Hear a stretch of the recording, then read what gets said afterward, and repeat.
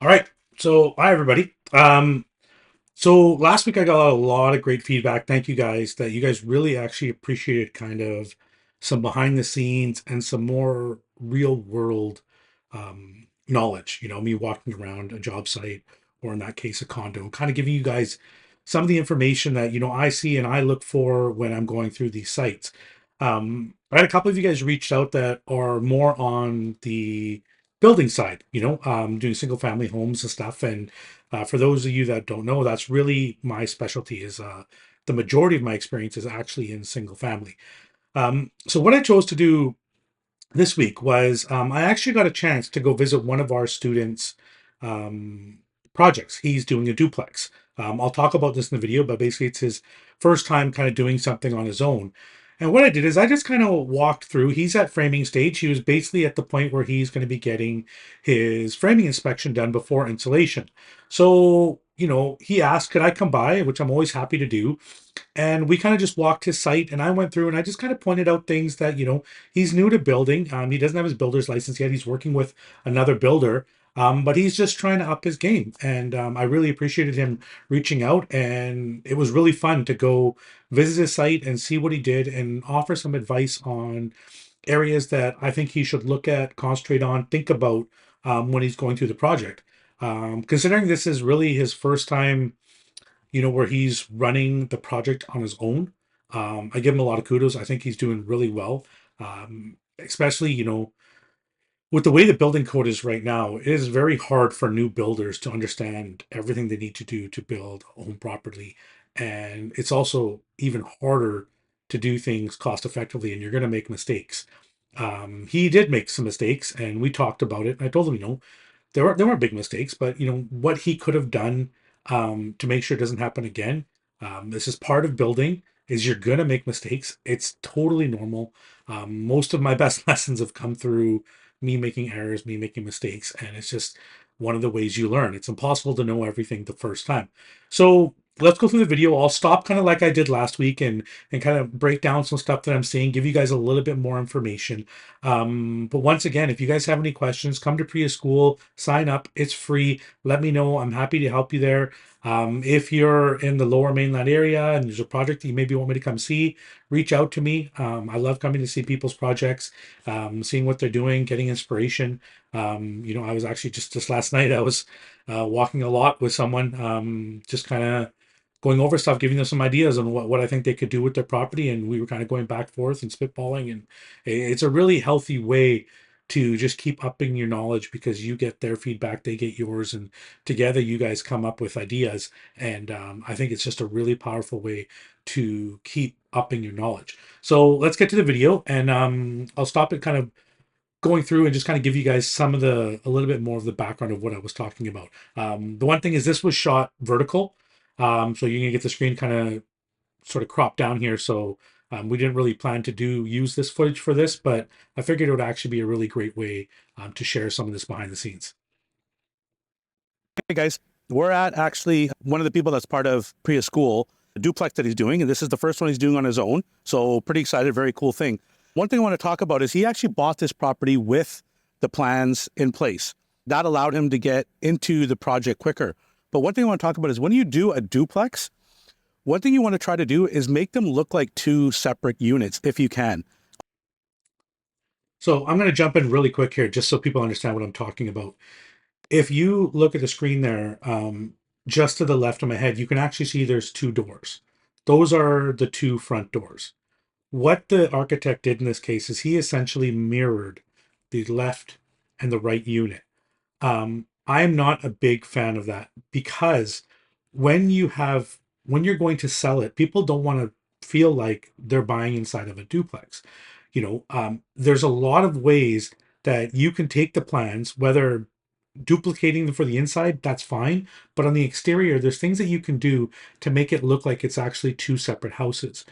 One thing I would do in this case, especially, is you can see everything is on a single plane, right? What I would have done is I would have provided a little bit of space and maybe had about an 8 to 10 inch area that I set back in between the two units. just so that when you looked at it, it actually looked like two different properties, maybe even spreading it out 3, 4 feet. And you could use that area inside the property for something else.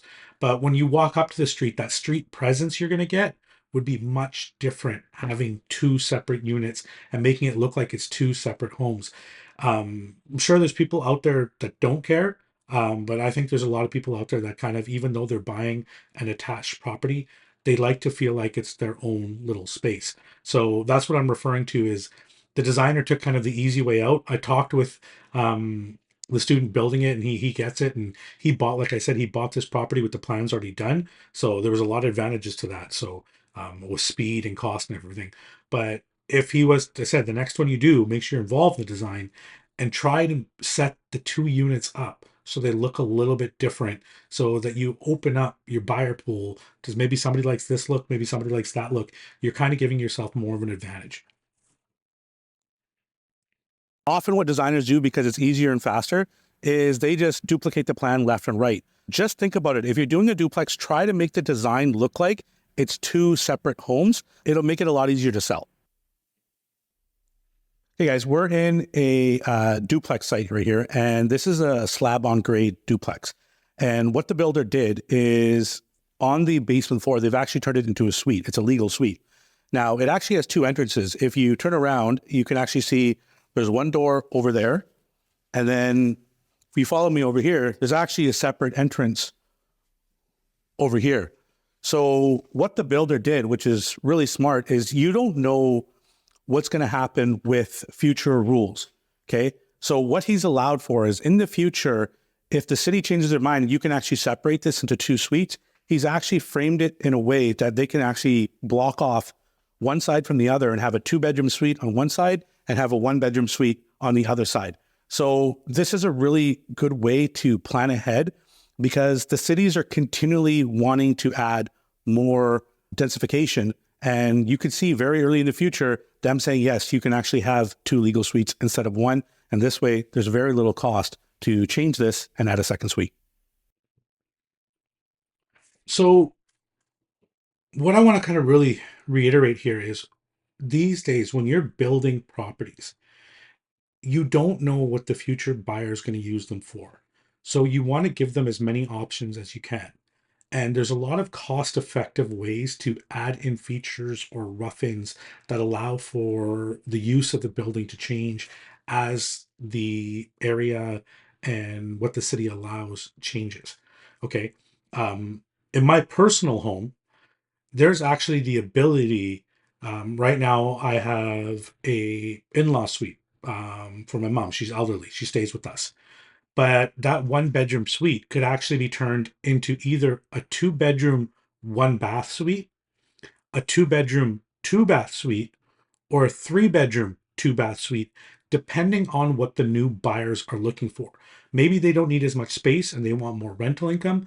They can very easily convert the home into whichever option suits them best. And in reality, if they really wanted to, they could actually do a 2-bedroom, 1-bath suite with an additional 1-bedroom, 1-bath suite, which are totally separate with separate entrances. But that would basically give up the whole basement floor. So whenever you're building your home and doing your plans, think about what could something in the future be taken advantage of? What advantages can you give to the future buyer? Because when your realtor is on site and he's selling this property, and there's people that are like, oh, maybe I have to move. This is very common these days, people having to move their in laws in. I believe in the province of BC, you can actually get $40,000 free to help renovate a suite to make it that your in-laws can stay with you, so that they don't have to go to an old folks home, because that puts more burden on the province. So these kind of things, if you build a house that allows it to scale with their family, um, all the advantages are there. Okay. Even as something as simple as somebody's going to move in and they've got some older children. Maybe the child eventually is going to turn 18 and wants to have his own separate lock-off suite. If you provide those options and and tell the buyer that, hey, I've kind of planned for this, that makes your property so much more valuable, and you probably can have a better chance of flipping it for a higher profit when it gets to that point. So, guys, you can see here that we have the air conditioning copper lines roughed in.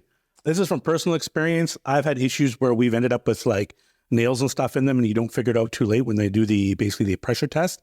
What I always like to do is I like to actually cover these up before drywall and stuff. Put some kind of metal, wood, something over top, because when the cabinet guys come in and etc., this is right where they're going. It's easy for them to put a screw or something in it.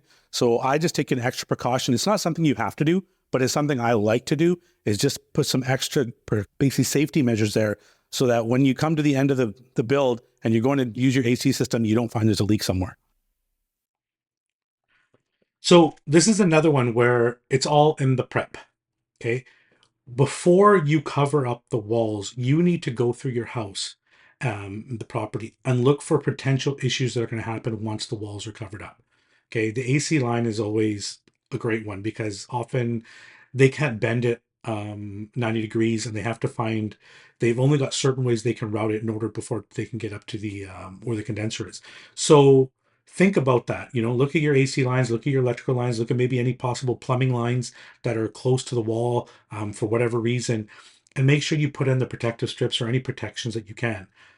Because the last thing you want is you go to fire up the house in the end, they go to pressurize the AC, and there's an issue. Ideally, they actually pressurize it at rough in, and you can have them leave a gauge on it so that every time you walk by, you can see if the pressure dropped. And if it did, then you know there's a leak in there substance somewhere in the system. You can deal with it right there. But just a quick thing is always just look before you're going to start drywalling and insulating. Is there anything that I can give some very easy protection to? Hey guys, a little unusual one here. This is one that I've actually never come across in any one of my builds. Is we actually have the tech wire here coming into the house. What that is that's the wire that comes basically from wherever your meter is into the home. Usually it comes underground, and that's what's going to connect to your electrical panel. So that's usually going to be a 150 amp or 200 amp cable, depending on the application. But what happened here is because the cable is exposed for so long, they actually had to encase it in concrete. Now, I was just talking to the builder, and he actually came up with a better solution. He thinks next time what he would do is he would just use some kind of a smaller pipe that he could fill up with less concrete, not have to block off this whole area. It's one of his first times experiencing it. Okay, guys, I'm always talking about checking your specs. Here's something that isn't going to be an issue, but it just made me think about it, and I wanted to talk about it. You can actually see that the plumber here spaced the water pan off the walls. The one thing I talked to the builder about is, number one, the drywall he uses is not waterproof drywall. The builder already said it's going to get changed, so no problems there. But what I actually want to look at is the rough-in for the plumbing. What can happen is if you change that spacing from the wall, depending on the model of rough-in you have, it may have requirements of how far it needs to be from the finished surface. With these particular Delta ones, I know they have a lot of play in them, so I don't expect it to be an issue here. But whenever you're making a change to the installation of a product, make sure you check the specs that there isn't anything about the spacing requirements. I always feel as a builder, whatever's getting installed before the drywall and stuff goes in, I want to read the specs on them to make sure they're installed correctly. I don't trust the trades to do it because they can overlook it too, or they may not know. So it's always a good thing. Check your specifications, make sure stuff is installed correctly before the drywall goes in. So I'm sure this is one that intimidates people because they may feel, Jag, I don't know how to read the specs or how to go through it. Well, if you're in this business, you should learn. Okay. You have to get used to going through the specs. They're usually pretty clearly laid out in the manuals of the manufacturers. But when it comes to your appliances, that's probably the number one thing that you need to check the specs on. And often you're going to want to check those specs on them at framing because you want to make sure that there isn't a stud or something in the way, especially as you move up into higher end appliances. The area in which you have to have either the gas or the electrical or clearances becomes very, very tight. I've had situations where we've had stoves where we've essentially had like a 4 inch by 4 inch area to get the electrical roughed in. And the box to rough it in is 4 inches by 4 inches. So it had to be exactingly perfect. So appliances are a huge one. With your showers or any built-in faucets, the last thing you want, and I'm sure, I don't know if you have or you even notice it, but sometimes you go to homes and you see that the cover plates aren't exactly flush with the wall or there's caulking around them.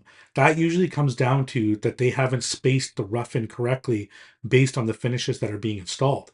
Okay, sometimes you can have thicker tile, sometimes you can have thinner tile, sometimes maybe you're going to have two layers of drywall for whatever reason, and then the tile. There can be many reasons as to why the spacing doesn't work out correctly. Maybe the wall's not level, and the tiler had to come in and float it out to make it level, which changes your spacing. The last thing you want is that when you go in to put your finishings, that they don't fit correctly. Um, it just looks really really bad, and it's something that is so avoidable. A lot of people are doing wall hung toilets. Another one that you have to make sure that the back spacing is correct when you install it. Otherwise, the toilet's not going to work properly, or the flushing button's not going to fit properly. So just make sure that when you're going through these things and you're going through, this is all before you start doing insulation and drywalling and cover everything up. Go through your specs, double check everything, have a talk with your trades, making sure they know everything is right. And yeah, that's it. It's a really simple thing to do, but so many builders overlook it because it's kind of a pain in the butt to do. But it pays off huge in the final product. Sometimes mistakes happens. It's part of doing construction. If you look down here at the lightweight concrete, you can see there is a lot of cracks. What happened here is when they poured the concrete, the weather was too hot and essentially the concrete dried too quickly. It's important that when you're about to pour concrete, you have to check the weather, whether it's cold or hot. The concrete mixture has to be set up for what the conditions you're pouring in. In here, they could have put a little bit of retarder in, and what that would have done is slowed the drying process in the concrete, which would have basically have prevented these cracks. Yes, this is an issue. The builder is going to deal with it, but these are some of the things that come up when you're doing construction. It's important to do your due diligence before you go into these processes. This one, just an unfortunate mistake, but yeah, things do happen. So I want to talk about this one because as this being a new builder, he wasn't sure who the responsibility laid on for this mistake. And basically, what happened here is he actually had used some new placers that the person that's helping him do the build had never used before because they were just trying to get the concrete put in. And I don't think these placers were very well experienced. Um, if you're working with good trades, the placers should have known that the temperature conditions were not correct for the concrete to be poured in the type of mixture that they've used. Okay. There's all types of additives that they can put in concrete to deal with different conditions. Obviously, they pour concrete all around the world.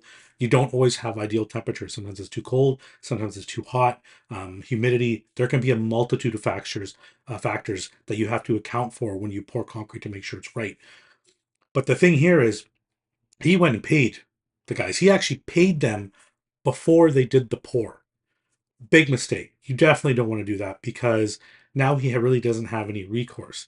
In my mind, also the concrete supplier, whatever company he used, should have had an idea of the temperature that day and mentioned, hey, what situation are you pouring this in? Usually your concrete salesman will be like, hey, is there anything we need to do with additives, and kind of ask those questions. It's not really their job, but if you have a really good relationship with your supplier, they'll kind of jump in because they know the kind of work that you're doing. Usually your salesman is will kind of help you out there, but definitely the placer and even the guy that was operating the pump, both of them would have known that the temperature situation was an issue, and they should have helped the builder out. As a builder, you cannot be an expert in all things. This builder has definitely learned his lesson about what to think about when it comes to temperature before he does concrete. But at the same time, the trades have a responsibility to make sure the job goes right. Right? It's just the same that if a plumber installs all the rough and plumbing and everything's leaking, it's not the builder's problem to tell them, hey, you need to make sure you, correctly install your PEX piping and make sure everything is crimped properly so it doesn't leak. That's not the builder's responsibility. He can go through and overall look at it, but the very specific stuff falls to the trade themselves. but you also have to make sure that you have something that you can hold the trades accountable for. So this was a pricey lesson for him, for sure. But it's something he'll never forget again. And he's gained that knowledge. So an expensive lesson, but guys, the stuff happens. Like it's unfortunate, but don't let these kind of mistakes scare you out of what you're doing, because overall he did a really good job on this property, considering it was his first time. Okay, guys, we're at a house here that's actually a duplex. And the thing with a duplex is you're going to have a shared wall. It's really important when you build your property that with the shared wall, you follow the specs in the build. So here you can see the builder has essentially drywall and fire caulking in every single cavity of the shared wall. This is important because these joists actually go through, and that would be an open space. And there's going to be a certain requirement, depending on where you build, to have either a 30-minute or a 45-minute fire rating in any of those open spaces. That'll also be included for the shared walls. Another thing you're going to want to think about is soundproofing. Inside this wall, it looks like they've just gone with back-to-back 2x6s with plywood. On higher end duplexes, I always like to think about adding a little bit more space so you can add some more soundproofing, because you don't want to hear the person next door. But just one thing, when you're building multifamily, always think about the shared walls. There's going to be special requirements that are different than your normal build. Okay, guys, this is a personal thing that I like to look out on builds. When it comes to your air conditioning and your HVAC, you want to make sure that the piping runs in general are as much as possible solid piping. I'm not a big fan of flexible piping. Here you can see that the builder actually had an issue that they had to get around a pipe. They definitely could have done this in solid by using different types of pipe or going to an oval pipe. But what they did is they actually used flexible conduit. Now, they kept the run as basically as short as they could, which is great. But in my mind, whenever you're doing your home, especially if it's a place you're going to be living in, try to use as much solid piping as possible because it has better airflow than the flexible stuff. Okay, so when you're doing your walkthroughs, one thing when it comes to bay windows, you want to make sure happens, and it's something that can get missed. It's pretty simple, is below here, you're going to actually have an open cavity. What you want to make sure is that when your insulation contractor comes in, that he actually does put insulation below there. The reason for that, otherwise, when you finish this all off, the cold air is going to come in, and on the top of your bay window is going to be very cold, and you're going to have a lot of moisture problems there. That can often get overlooked. So a quick thing as a builder, just walk around, check all your bay windows, make sure they've put the proper insulation and they sealed stuff up down there properly. Just a real simple, quick check. Okay, guys, you may have been driving around and seen a house basically that has this kind of paper on it, and you see all these wooden strips, and you may not be sure what they are. This is actually rain screen. What this does is it actually provides basically an airspace between the home's sheathing and the finished exterior cladding. And what we're hoping for here is if there's any issues with water getting through the cladding, there's actually an area for the water to drain out. Now, when you're doing rain screen, you have to take into consideration a few things. Depending on what kind of exterior cladding you're putting, the thickness of the rain screen may change. Also, the spacing of the rain screen may change. Another thing also, as you can see along the top there, they have this bug screen. You want to make sure that bug screen is installed at the top and the bottom. Otherwise, what happens is inside that airspace, you may get bees or other bugs trying to build a home. All right. So if you've ever seen a house and wondered what these wooden strips are for, that's what they're for. Okay, when your windows get delivered, often they'll come with some kind of protective film on there to protect the paint finish. This one here, you can see they've got this sort of white vinyl sticker on top. A lot of builders don't realize you should remove this essentially within the first couple months. What'll happen is if you leave it, the sun will bake on during the whole construction process, and this can actually ruin your finish when it comes on, depending on what type of manufacturer they are and what kind of protective film. The other thing you want to watch out for is when your guys are installing their rain screen and they're putting their duct tape and sealing the window, that they don't go over this, because otherwise you're actually going to have issues trying to remove it.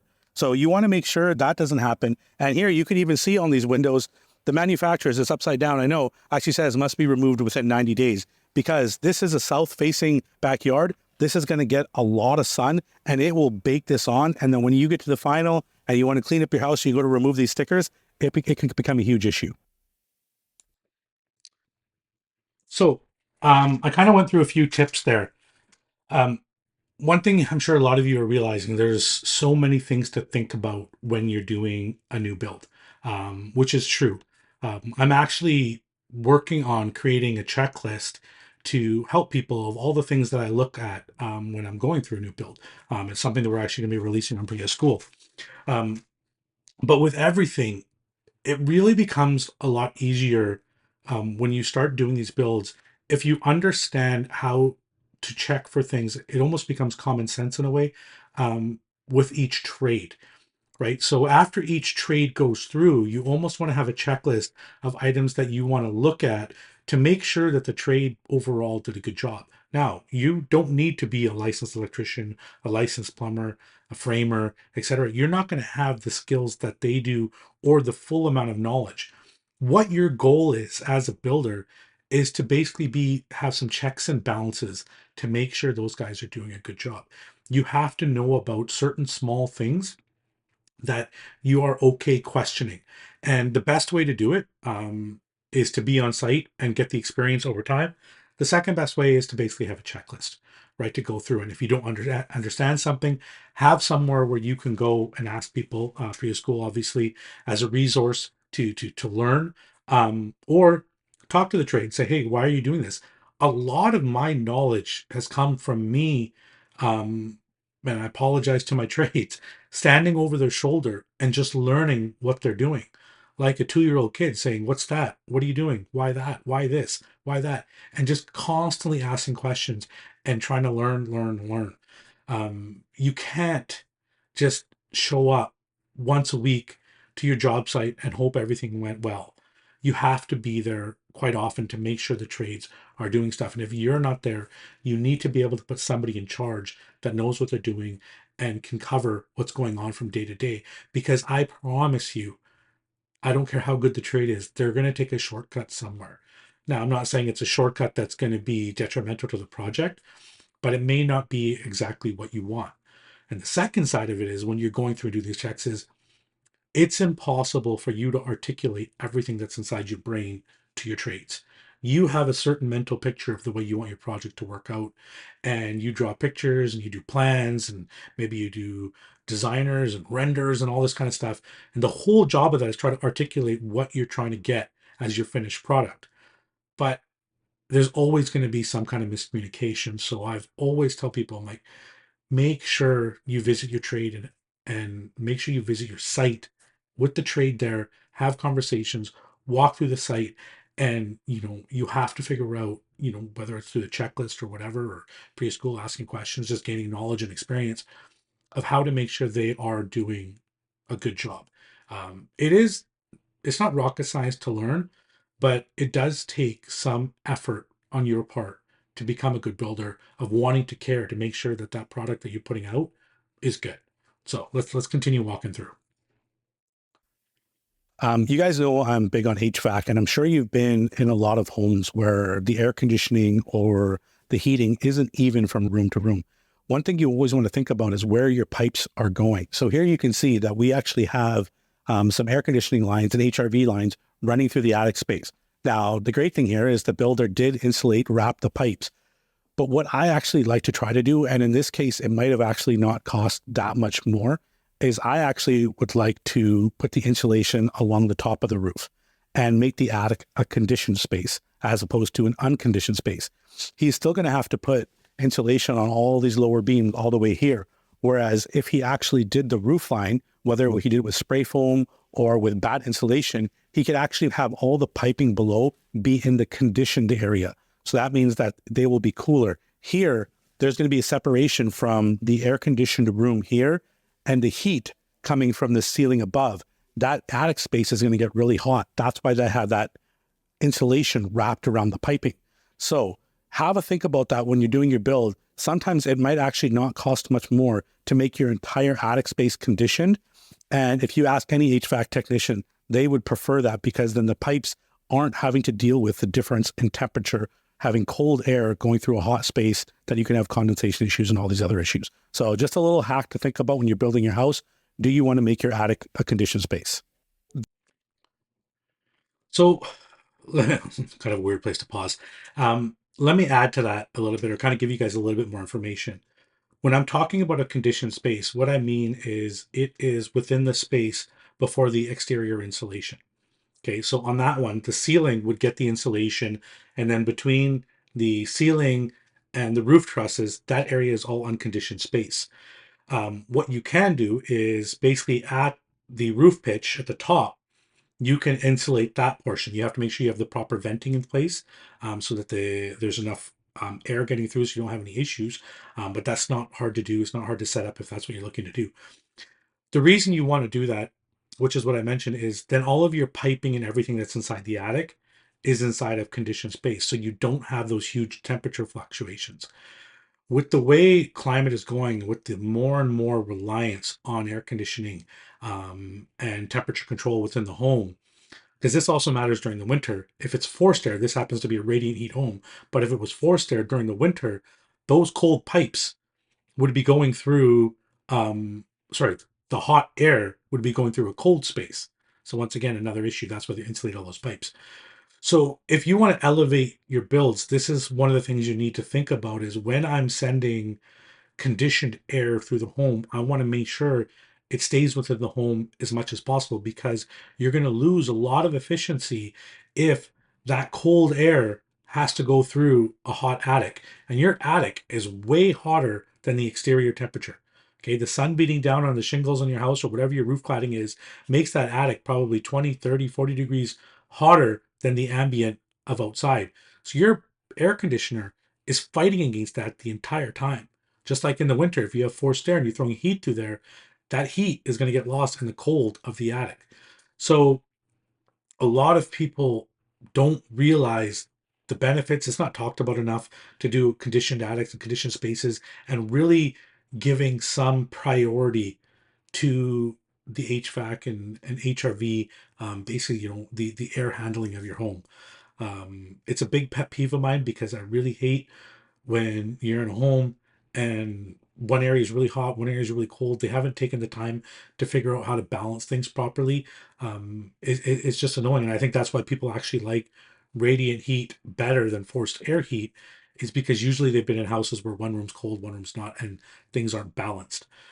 So sorry, don't not me to go on a little bit of a rant there, but it's one of those things that I wish more people cared about when it comes to building their homes because it's such an important factor to the end user and how much satisfaction that person gets in their home because you want to be comfortable when you're in your home. This is why zoning changes can be so hard on you. This builder had an existing set of plans, and during the time this house is being built, the zoning rules have actually changed. You can see here, they actually were going to have this space. This is actually going to be open to the main floor. So we're on the top floor, and this will be an open space to the basement. With the current zoning rules, you actually would be allowed to close this in. So the builder was smart. He went back to the city. He asked, hey, look, I see you guys have changed the rules. Can I now close this in? Unfortunately, the city's, yes, absolutely you can close it in, but you have to pay the fees based on the new zoning rules. So just for this 10 by 10 space, it's probably going to cost them about $60,000 to $70,000 in fees to get that square footage back. Now, that's something you may want to think about. In the area we are right now, stuff is about 800 to 900 a square foot. This is 100 square feet. So is it worth 80 grand extra? You're going to want to look at your comparables. Maybe it's worth doing it. Maybe it's not. But it's just sometimes what happens when you're doing builds, you get caught in the middle of these zoning changes, and it's just an unfortunate situation. So I'm not sure I really explained that clear enough. What happened there is there's basically a 100 to 120 square foot area where there's going to be no floor there. So if you were in the kitchen, which is basically below there, and you looked up, you would see the second floor. There's no ceiling, so they'll end up basically having a 20-foot ceiling in that area. The reason they did that is because when these plans were done, they had reached the maximum square footage allowable for that type of property in that zoning. That zoning changed during the construction process, and now they're actually allowed more square footage, which actually would allow him to get back that 100 to 120 square feet. Now he went to the city, and the city said it's probably going to cost about $60,000 to $70,000 in additional fees to get that space back. He pretty much balked at that. He's like, I'm not going to spend $60,000 $70,000 extra on the build. But I had a conversation with him. Well, hey, think this through. You're going to add an extra bedroom. Essentially, that's what that space would be. It wouldn't have a bathroom, but it would be an extra bedroom. what's an extra bedroom worth in that area? From what I understand in that area, you're looking at somewhere around $800 to $900 a square foot that you're adding. The fact that it's going to be a complete bedroom probably makes it worth a little bit more. But if that's 100 square feet and 900 square feet, that's $90,000 of additional, that you could sell it for. So yeah, you're only maybe going to make 20 or 30,000 on it, but that seems like a smart thing to do to me, honestly. It's going to cost him a little bit extra to finish that space, but not very much. I would imagine it's probably going to cost him maybe an extra $1,000 to outfit that with a door and some carpet. It probably won't be much since the trades are already coming, maybe a little bit more. But you have to think about, don't get so turned off by that huge fee the city is charging to get that space back. I don't really think it's fair, is what it is, but I don't think it's fair. He probably could argue it down a little bit if he really went for it. But even at that exorbitant fee, I think there's a business case to close that in, because then you're going to basically have to go from 4 bedrooms upstairs. Sorry, it was from 3 bedrooms upstairs to 4 bedrooms upstairs, right? Or maybe it's an office space. I think for me, I was telling him, I'm like, I think it's actually almost a no-brainer based, because you're definitely going to get your money back. So just kind of a unique thing of sometimes what happens when building codes change during your building project. So your trades that you have working for you obviously have guys working for them. You want to come behind and make sure you check on what they're doing. This is a really silly one, and I've actually never seen this before. But if you guys actually look up here, you can see they put the insulation in where all the vapor bags are and all around the HVAC.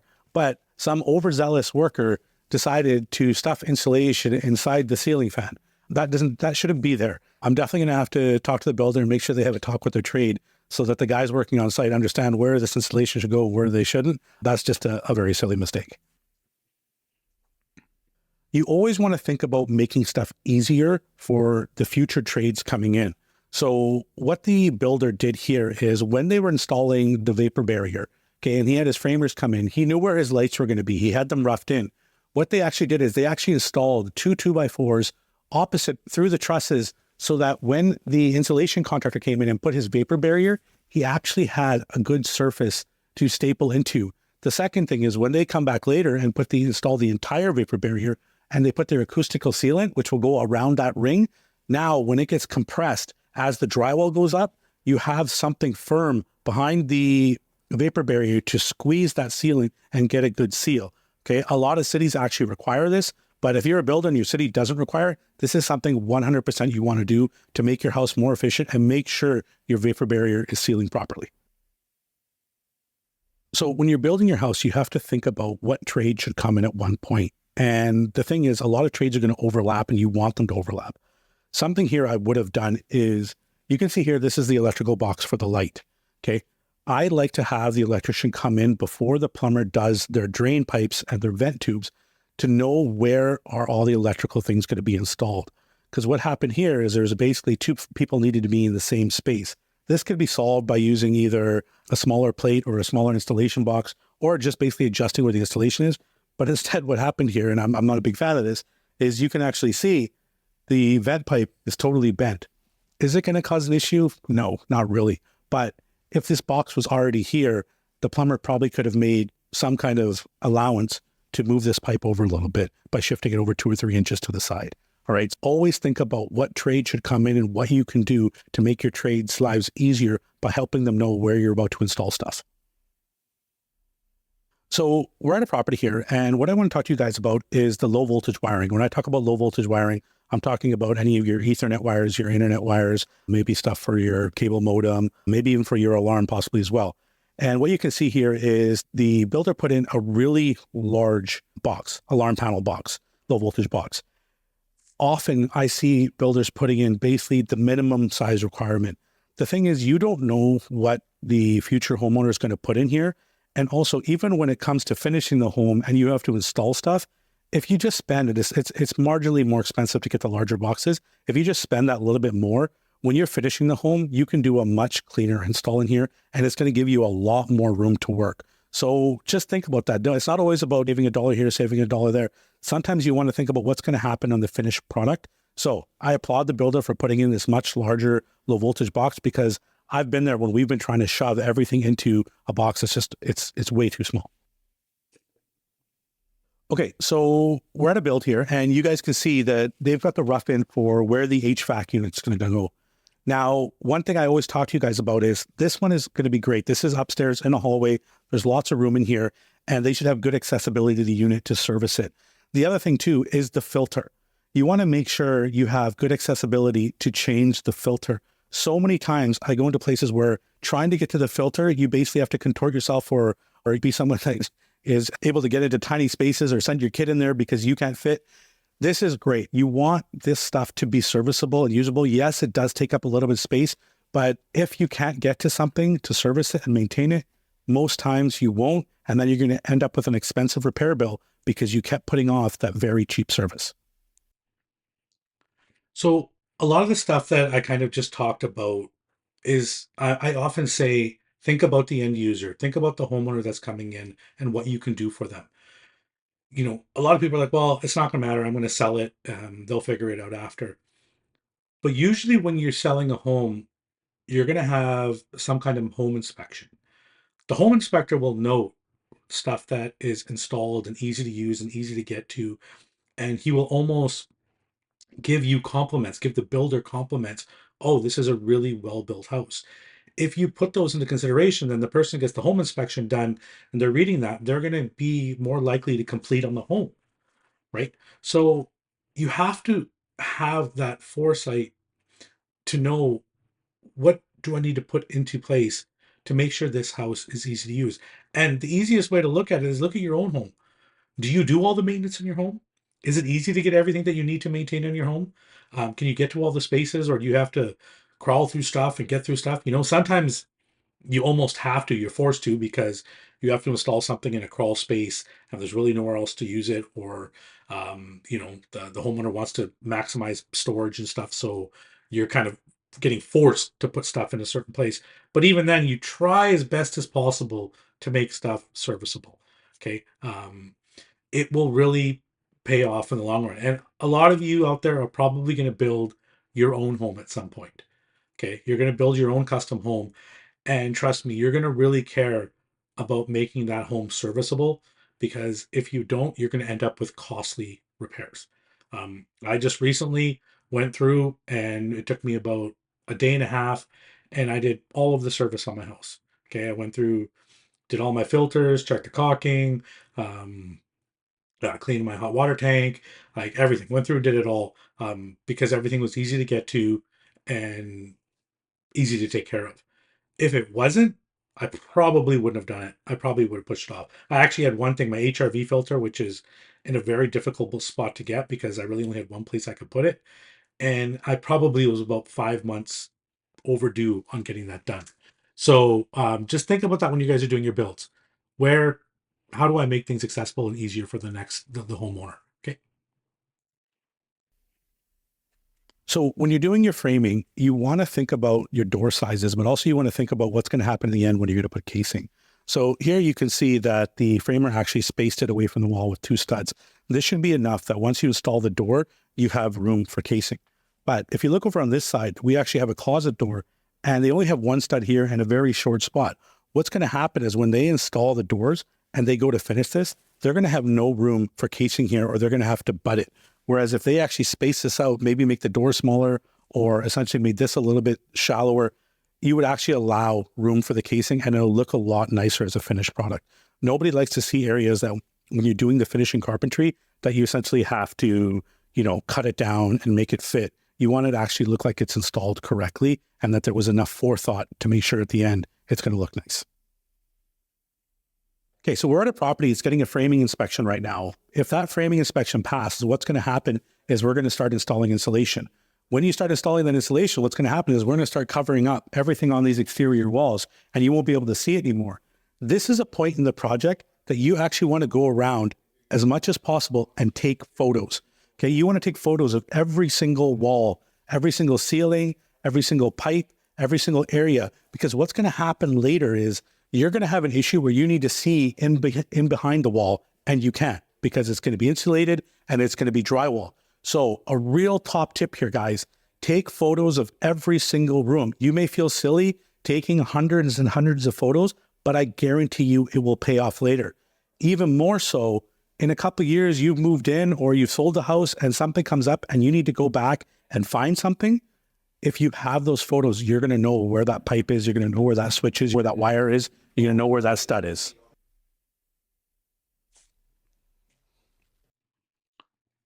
So we're going to start going through with the builder. As I mentioned, guys, this is his first home that he's doing on his own. I think he did a really good job. Some of the stuff that we talked about, we're going to kind of reiterate what we talked about earlier in the video.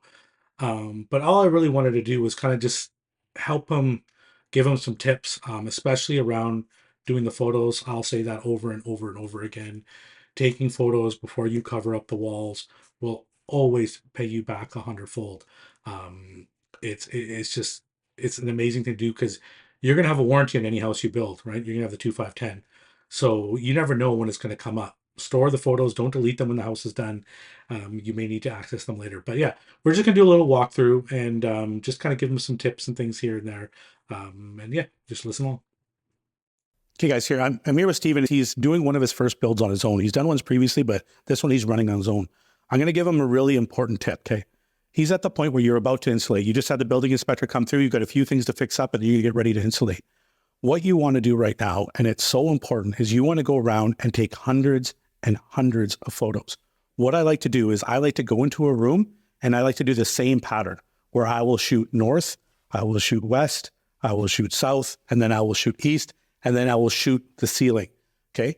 The reason I do that is later on, you're going to need to find something behind the walls and you're not going to know where it is. You're going to forget where a wire went, where there was maybe a stud that you can't see or a pipe, or did we install this here? Sometimes what also happens is during the drywalling process, stuff gets hidden behind, right? Especially things like electrical wires, stereo wires, alarm wires, they get hidden and you don't know where exactly they were. You can go back to your photos. So I would go room by room, start at the top or start at the bottom, but make it systematic so that when you're looking through the photos, it's easier to know where you are and take a pattern. Do a north, do a west, do a south, do east, do the ceiling, do the floor, okay? Because you want to see what was on the floor, where your rough-ins came up, all that kind of stuff, and it'll really pay off. The other thing you can do now is you can actually do a video as well.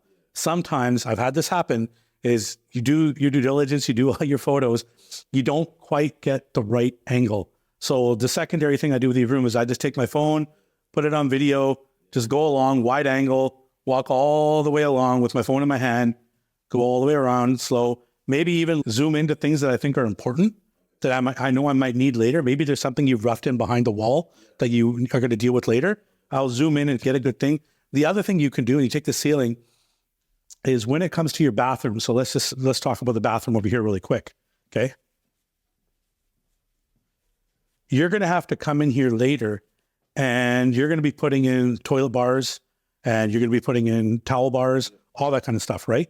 You don't have any backing for that right now. I would suggest putting that in so that it makes it stronger when you install them. It'll make it easier for your finishing carpenter.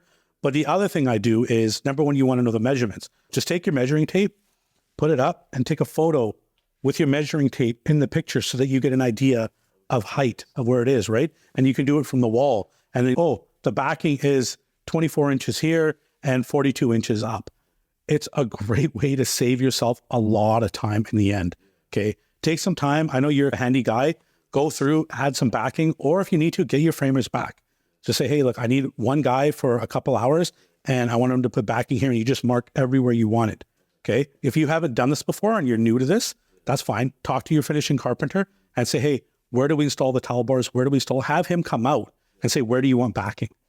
Okay, that's an important thing. Another thing you're going to want to do is once your drywall is up, okay, I want you to call, before they start mudding, I want you to call your tile guy, okay?